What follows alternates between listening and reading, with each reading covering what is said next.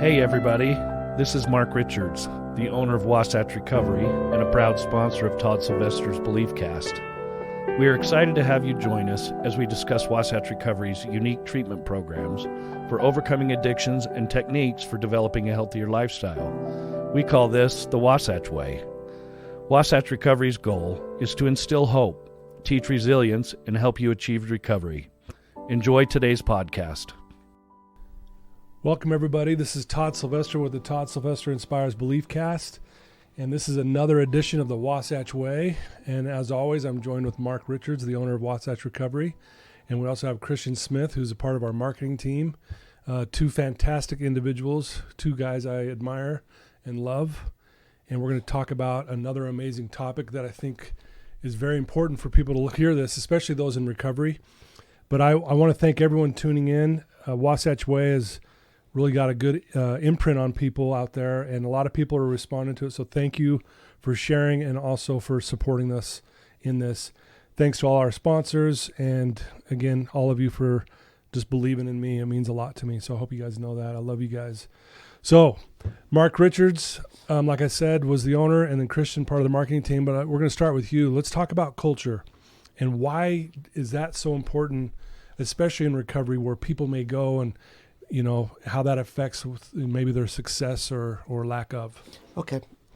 Can I back up a little bit? Please. So some of you know me, know I've worked in the industry for a little bit, and I've got the reputation of, I've worked for a few treatment centers, and I've owned one. And that was kind of sarcastically like, dude, you've worked for a lot of treatment centers. But early on, started out at a treatment center down south, and then had the opportunity to probably work for 5 treatment centers. And quickly into the second or the third, I realized that the modalities everybody uses in this industry are mandated by state statute and federal guidelines. They are evidence-based best practices. So clinically, nobody has any proprietary stuff they can throw out there. But what I observed is every program that I've worked with and been affiliated with has a different culture. And there's a lot of research on this. You don't have to be a genius to go Google.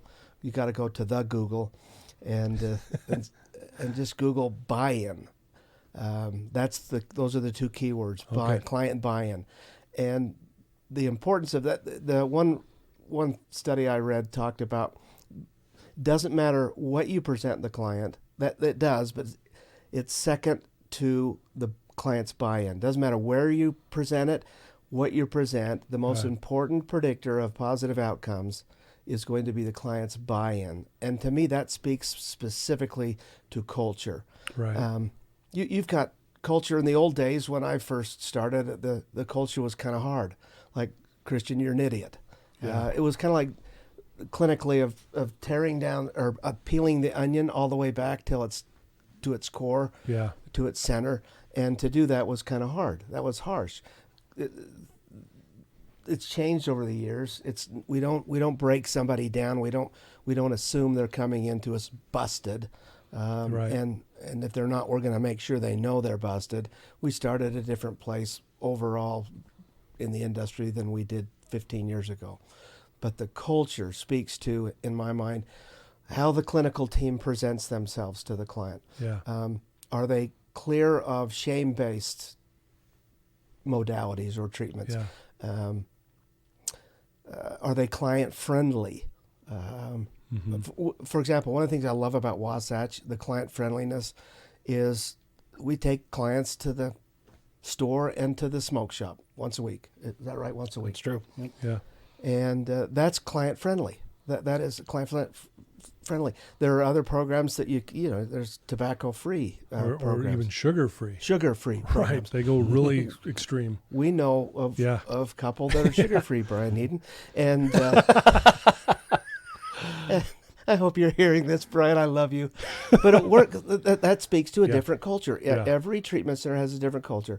And I have decided over the years that the duty and responsibility of someone seeking treatment and their support system is to go and maybe test it out a little bit by taking a tour, going on the campus, taking a tour. You'll get a feel of what the culture is. Again, because modalities are not going to vary. Everybody's using the evidence-based stuff.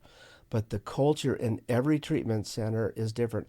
And if you look at the research, that is so important. That is the number one predictor of a positive outcome. That tells me how important it is to go find the right culture. Wasatch might not be the perfect place for every human being, but the culture here is very client friendly. Clinically, we are not going to shame. We're going to point out what the clinicians think are some weaknesses. We're not going to sugarcoat it, but we're not going to demean and degrade. And there are other programs that feel that's the way that they need to do it, is to point out this, what are you, an idiot sort of thing, and speaking to the culture. Yeah, we'll say it differently. We won't call them an idiot. We'll say quit playing small. Like, really, this is what they're doing ultimately. Yeah. Or in other words, they are playing the victim on a lot of levels. Right. It's like, stop playing small. Like, we see this all the time. It's like, you're so much bigger and better than that. But we'll hit them hard in that area so they can at least see it. But you're right. We don't shame people. Mark, how did you come to... The culture starts, in my experience, it starts from the very top. Yep. It really does. I suspect that you had to have had an idea of what your vision was culturally. Clinically, that was all set for you. The state and the feds did that for you. How did you come to this place of creating the culture that we have? Well, I think I've talked about this before in the past. In the very beginning, I really didn't know. I didn't know what type of culture I wanted to create. I actually, when we formed this, Jeff and I, we didn't go look at other cultures. We didn't go look at other facilities. We just said, in our opinion, what does somebody in this situation need? What does somebody in their active addiction need? Yeah. And the biggest thing that we came up with is, number one, they don't feel loved. They're shaming themselves so hard that they don't feel loved anymore. Yeah. And so Jeff and I said, you know what? We're lovers. We can love people. Right. And that was very important. And the second thing is people who are at this point in their life have lost all hope. They really don't believe they can get to a better place when they walk in the door. And so we wanted to create a place that was hopeful and love. And so we figured with hope and love, you can create a culture at any level, not only with the residents, but just like you talked about, with the buy-in with your employees. If you love your employees and you love your people you work with, that is going to translate into how they do their things with the resident also. We teach the same thing to the residents. If you want to be, give it away. Yeah. Right, Yep, Todd? yep, That came absolutely. right from Todd. Absolutely. If you want to be, give it away. And so we've always been that. Since day one, we've always said, we're going to continue to give away. We're going to continue to reinvest in our employees, in our facility, and in our residents, number one.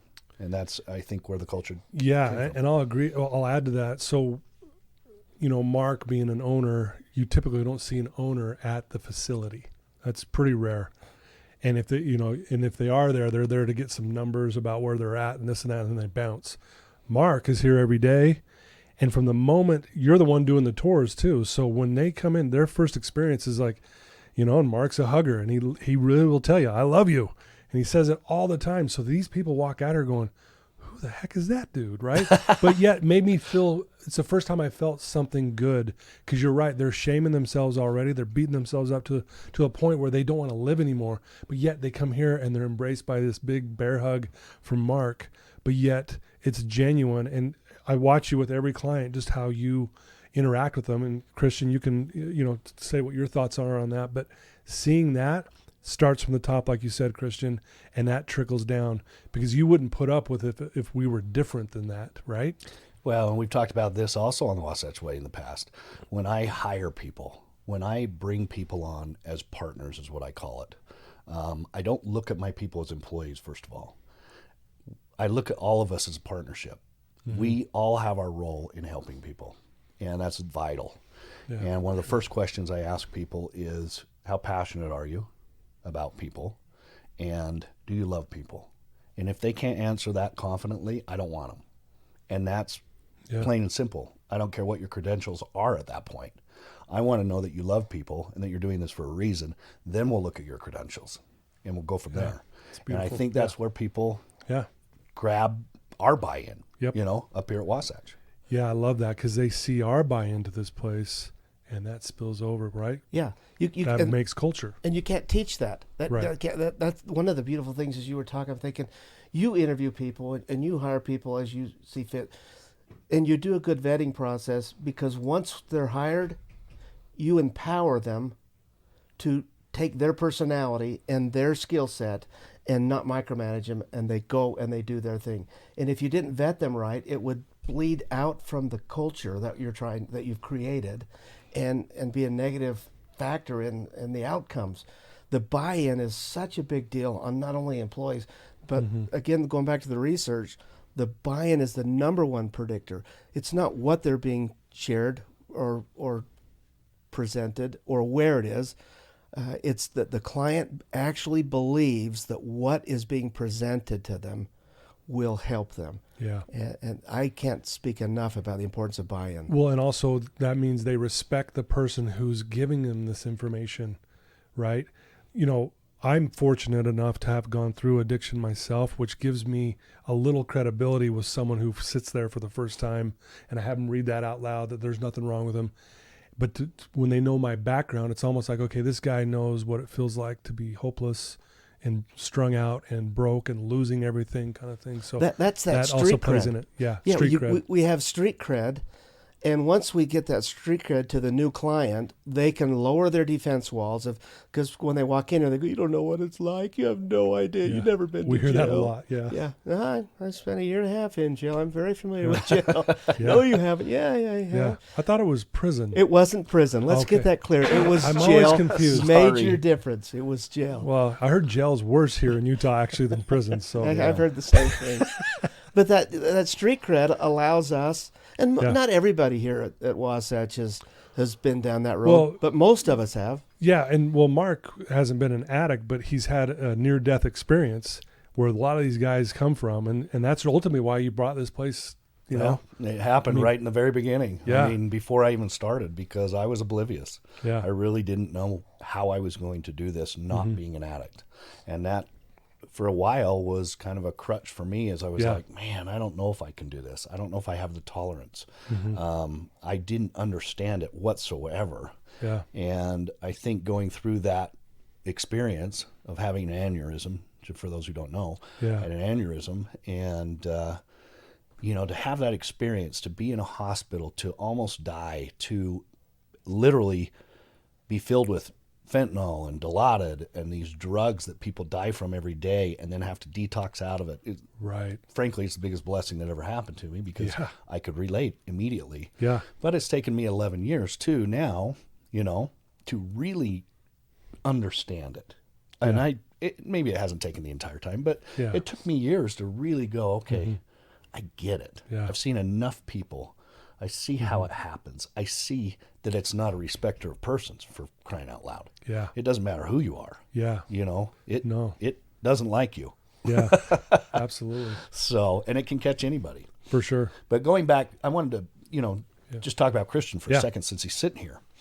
Christian's been in this industry probably longer than I have. I mean, I don't know if you've been in it longer than 11 years, but you've been in it for 13, a good while, right? Is it about 13 roughly? Yeah, you've been in it for a long time. So from the day I started, to see how Christian interacted with people in the market, if we want to call it that, to see how he handles people, to see how he opened his own rehab and ran it. And I remember going out to the open house and seeing how people respected you. I didn't even have to vet you. You're the one client, or the one employee or partner that I just talked about, that I really didn't have to vet, because I got to vet you for years while you were at other facilities. And that's what was so great for me, is when the opportunity presented itself, I wasn't going to hesitate, because you're fantastic. And I couldn't have landed at a better place for my personality, which lends itself to the culture. If I didn't buy in myself to the culture, I wouldn't be here. Right. I would. I'm 62. I got other options. I love the culture here. Years ago, you might have been there. Fall conference golf tournaments, traditional thing we've had for I years think up I until won it. COVID. You probably did. You probably did win it. Yeah. Rub it in. When we owned Inspire, I was given the opportunity to give a kind of a keynote deal at the luncheon. And I remember, while you're talking, it reminded me of this. I remember standing up then, this has been 8 years ago or so, and talking about we're not competitors in this industry. Although at the time, there was a lot of feeling of, oh, we can't really be buddies with this treatment center because we're competing with them. And we can't be buddies with this one because we're competing with them and them with us. I remember giving a little spiel, and I was emotional because I believed it then and I believe it now. While we are in the same industry and to a little extent we are competing for clients, but I believe with all my heart that the job of the prospective client and their support people, which could be friends or family, is to find the right culture. Find your culture. We have our culture here at Wasatch. It is our culture, and it is unique. It is not perfect. It is just unique. It will be perfect for some and not work for others. But I believe with all my heart then, and I still do now, that culture is that important in the buy-in process to have a positive outcome of free from mood and mind-altering substances. Well, I love that. I wanted to share something with the listeners and with you guys, like how powerful culture can be with a story, if that's okay. And it's not really related to recovery, but it does prove the point of how powerful culture is. And so there's a guy named Roger Bannister, and Roger Bannister was the first human being to run a mile under 4 minutes. And it was back in, I think, April of 1954. And before he did that, the world, the culture of the whole world believed a human being couldn't run that fast. And if they tried, they would say your heart would explode because it would be too strenuous. You just couldn't go that hard. And anyway, long story short, he's like, no, I'm going to be the first one to do this. He ends up doing it. And then rapid fire all over the world, people started running a mile under 4 minutes.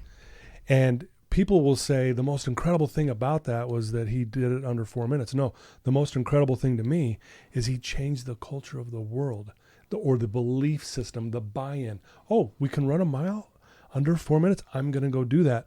And since then, I think it's now been 20,000 people, including high school kids, are now doing it.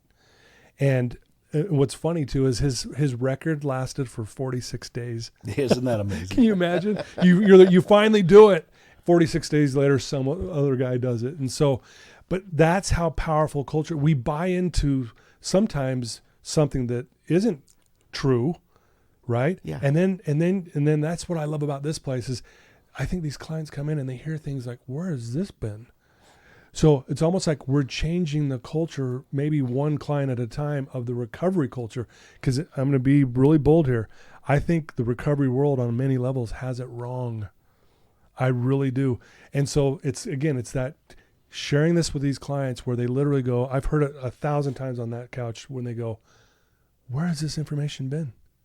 I've been to here, and here. I haven't heard this ever. And that's what I love about this place. And Mark, that's you letting me be me.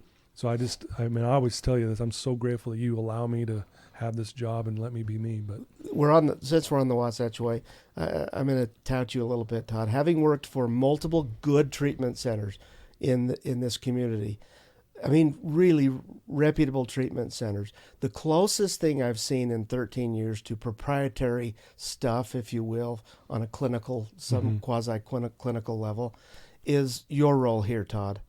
That clients aren't required to see you. It's by elective sign-up. But the role that you play, I've never seen it in the 13 years I've been here. It is, and it lends right into the culture that we have here.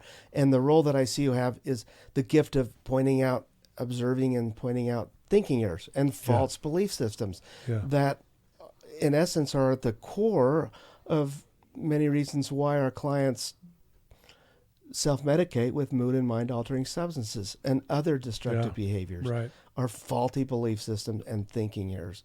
That's as close to a proprietary thing as I've ever seen. And I've never seen anybody else have it. Nobody's used it. Thank you. Yeah. Well, you do a dang good job at it. I mean, again, being here with you and to see what you do and your belief systems. And that's where it translates. Again, that culture. When you sit down with a client and tell them they're okay, they believe it in an instant. Yeah. it takes them a while to continue to believe that. Right. But for a moment in Yeah. time, you see it in their emotions. Yeah. They go, holy smokes. Yeah. But that comes with who you are, how Yeah. you do it, what you believe, your belief systems. And it translates into your clients so quickly and so well. But again, if you weren't a trusting person, if you Right. weren't that guy that showed emotion, if you weren't the guy that loved these people, they would never get it, because those become just words. Yeah. And that's where I think culture is so important, Yeah. is Well, yeah. we have to believe it. Yeah. We have to believe in what we're doing. Yeah. And if we don't, then the culture goes away. Yeah. And again, and I see that in you too. I see it in our therapists. We have some of the best therapists on the planet.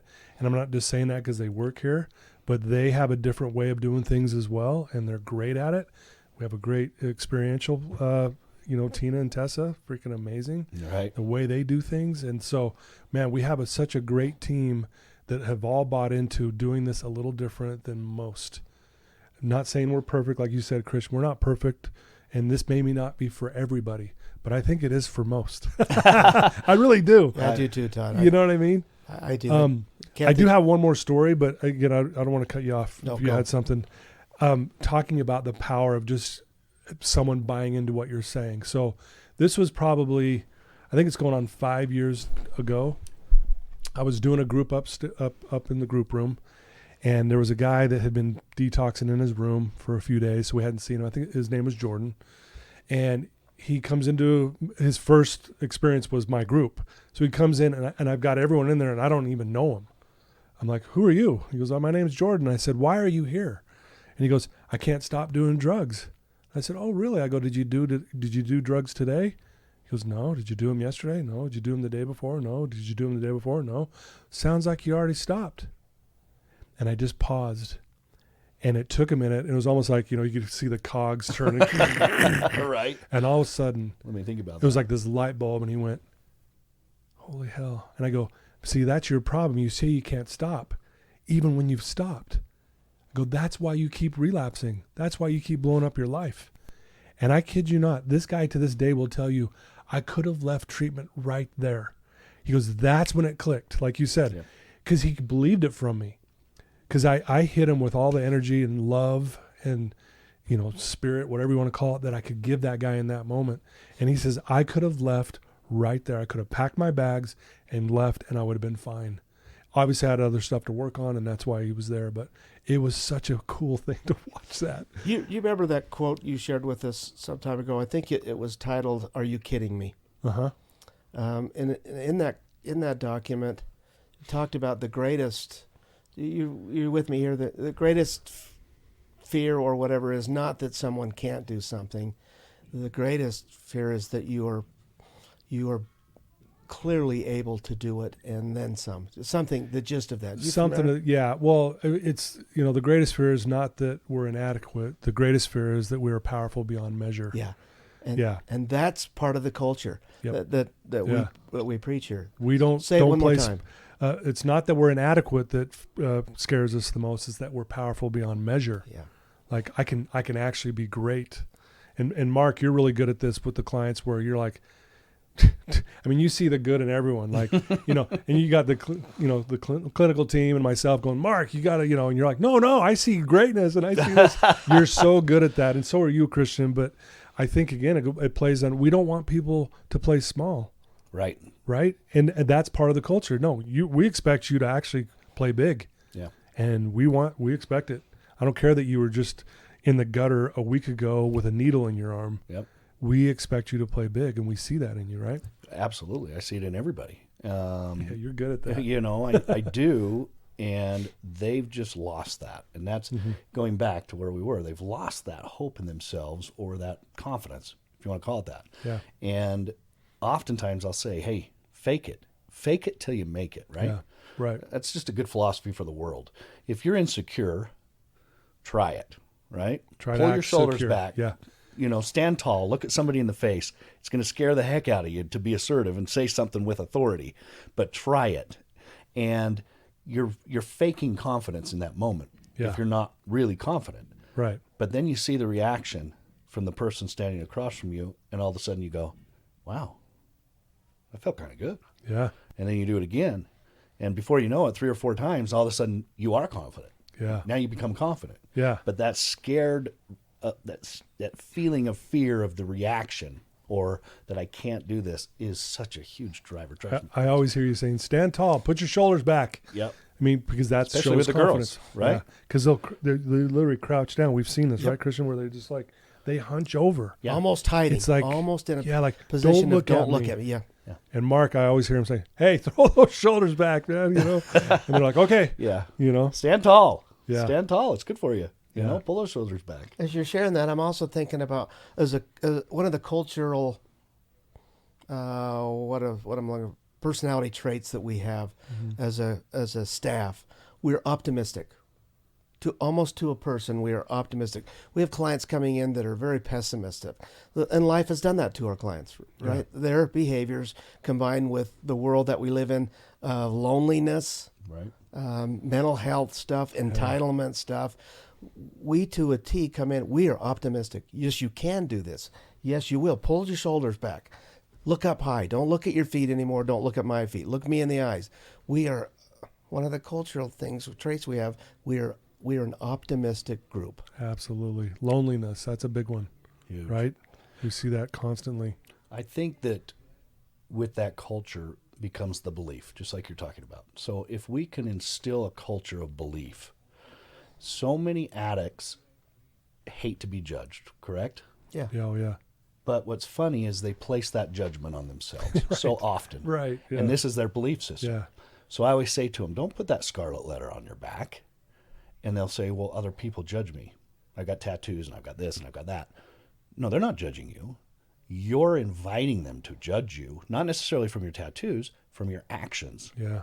You walk around with confidence with anything and don't put that scarlet letter on your back, you can be recovered. Yeah. You can honestly walk around and go, yeah, I'm recovered. Yeah. I recovered from alcohol and drugs, Yeah. and this is who I am. Made me great. Made me who I am, you Yeah. know. And immediately they go, wow, Yeah. it's powerful. Yeah. That's very well said. That concept of being recovered might be my favorite thing about Wasatch in our culture. I came from the rooms of AA. That's a word that AA doesn't like, and if you use it in those rooms, your friends are going to go, dude, you're really dangerous to a relapse. And talk right now." about culture. AA culture has created that. It says in the big book, we are recovered. We're a group of 100 men and women who suffer from a seemingly hopeless disease who have recovered. Yeah. And that's another part of our culture. We believe that we can become that, recovered. And Like it's game over. It's over when we do that. I don't have to pick up anymore. I'm recovered. I haven't picked up for 13 plus years. If that isn't recovered, I don't know what is. Yeah. And I remember our conversation when we first talked about this. Wasn't that beautiful? Yeah. Yeah. I didn't like it. It was like yeah. hurting bad. You can't say that. And those who know Christian, he says it like it is. He ain't afraid. You're full of you know what. And he told me that a few times. But you let it marinate. You thought about it. You let it percolate. And it's like, man, yeah, why can't I go there? And that I'm defending a little bit of, don't want to offend some of my AA friends. I don't say that thinking I can go out and drink and drug like a gentleman. For sure. That ship sailed. That's not on my that's mind. over. Yeah. But that scarlet letter you just spoke about that I had on my back for many, many years is no longer there. I'm not a recovering alcoholic and drug addict. I'm recovered from drugs and alcohol. I don't wear that scarlet A anymore. Yeah. It doesn't define who I am today. Yeah. You're not broken. You're not damaged. Yeah. You're Another unique characteristic that you've created here at Wasatch Recovery, speaking to the culture. Beautifully said. I love this. Yeah, love it's talking fun. to you guys It's always. fun. Is there anything else before we maybe try to wrap some things up?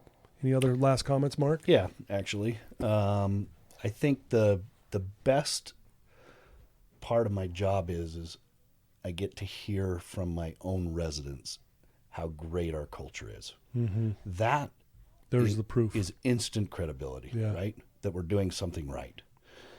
Again, just like you said, we're never going to be perfect. We're always going to evolve and try and become better.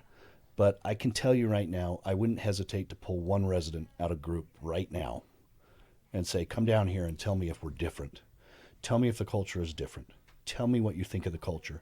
I often hear from the top down all the way to our line staff, your staff is different. Yeah. You're different here. I don't know what it is. It's different. And some people might take that personal in a negative way. You're different. I take it as absolutely positive and never apologize for it, right? Yeah. I had a lady confront me once at a behavioral hospital, and I went at it with her because she wanted to tell me that I was tough and I was mean and I was this. And I said, oh, absolutely not. And I said, and I won't apologize for the way that we do things, but if I don't get to the root of the issue, what are we doing here? Right. And she sat back and thought, maybe there's some validity to that. And I was pretty young in this business, but I'll tell you what, we know. Yeah. We know what it takes. Yeah. And with that, we can build that culture around that. I mean, how many times have we heard here, I learned more in 1 hour up there in process or with an individual session than I did in the treatment center I was at for 90 days. Which is crazy. I mean, how many times we hear that, dude? I hate it and I love it. Like, yeah. Well, they'll say, I learned so much in my last treatment center. Okay, tell us what you learned. I want to hear it because that would be great. Again, and a lot of times they draw a blank. And I get it. Maybe they're on the hot seat and I know they learned some things and we're not saying, but man, I'll tell you, that's what makes it different too. The culture is like right out of the gate, they're learning things like I say, I hear this all the time. Where has this been? Yeah. Where has this information been? We're like, well, it's right here. We got a client right now in the facility who said to me after her assessment, she said, I just learned more in an hour assessment from my therapist than I did in 30 days at another treatment center. And I thought, huh? You're just giving her information. She said, no, for real. I just learned more in 1 hour about myself in your assessment than I did in 30 days at another treatment center. And I thought, what a tragedy. Right. But I'm so grateful that we do it the way we do it. The tragedy may not be that the other center wasn't adequate. It was the buy-in wasn't there. They didn't buy in. Based upon the culture. It didn't fit in. As you guys were talking, I'm thinking we get a lot on the marketing side. We get a lot of calls. Relapse happens in this business. It happens way too much. And we're working hard to correct that. But we get a lot of calls from alumni saying, can I come back? And we bring it, by and large, they come back. And so there's somebody listening right now to this podcast going, but they didn't bring me back. That's because clinically, even though we may not know it directly or consciously are doing it, after we've brought somebody back time and time again, we're looking at our own ethics going, we might not be the right culture. Right. Not because we can't do it, but we're not doing you a favor. So for that client that might be hearing this, it goes, I'm still mad because they wouldn't bring me back. Yeah. It wasn't because we didn't love, because we love you that much that, well, let's find another let's find one that's going to work better for you, that your buy-in will be better, because the culture that they present is different than our culture. Does that make any sense? Yeah, absolutely. 100%. 100%.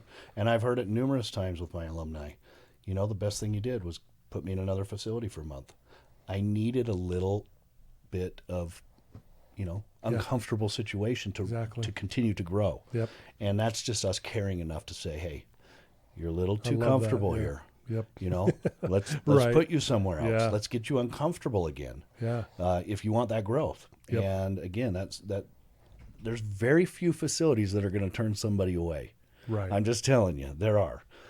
We look at them as an individual and go, okay, is this person going to benefit or are they not? Love it. And if they're not going to benefit, we're not afraid to say, hey, let's try something different. And that to me shows how much we love people. Yeah, 100%. Love that. Well, guys, I could talk with you guys all day. I love it. I love this place.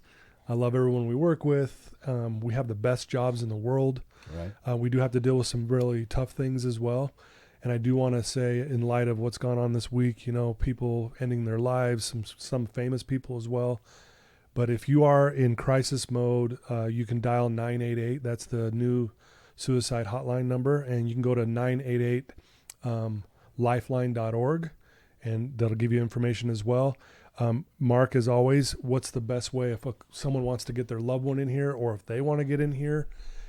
How do they get a hold of you again? What's the best way? Well, for me personally, I get a lot of people who text from this Wasatch Way or will throw me a personal phone call. My personal cell phone is 801-898-7778.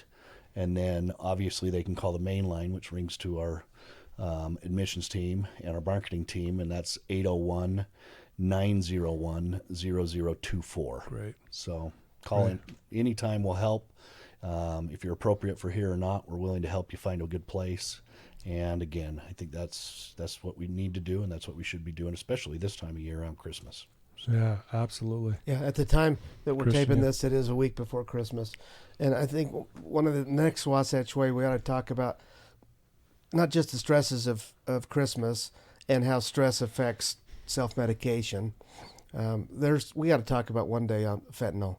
It's a bad deal right now. Yeah, maybe we'll do that. We'll make that our next topic. that'd be I great. think that'd be a good, because again, it's we hate to say this, but it's killing people It is. all over the place, and that is isn't it the number one cause of death between 18 and 40 men between 18 and 40 Number last year. one Number one cause of cause. death. Yeah. That tells you something, that this is not good. It's going in the wrong direction, not the other way. So maybe us talking about it can maybe hopefully save someone's life. I think it will. I hope it does. That's why we're doing this Wasatch Way. I think we save lives. And if that even means that they got here because they heard us and they come to our program, it saved their life, ultimately, because they'd be 100%. dead if they didn't. Yeah. So anyway, I love you too. I hope you know that. You guys are amazing. I look up to you. I'm grateful for our team here. We got great clinicians and just great staff overall.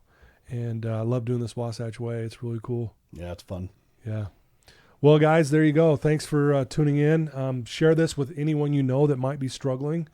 A lot of times people struggle with, how do I communicate with this person? I don't want to offend them if I'm send them a link to this episode, and it breaks the ice. And then you can follow up with them. Hey, what'd you think of that?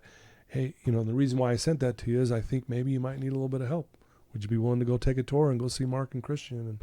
And so I challenge you guys to do that. Thank you for your support. Share this. It just means a lot because we want to get this to as many people as possible.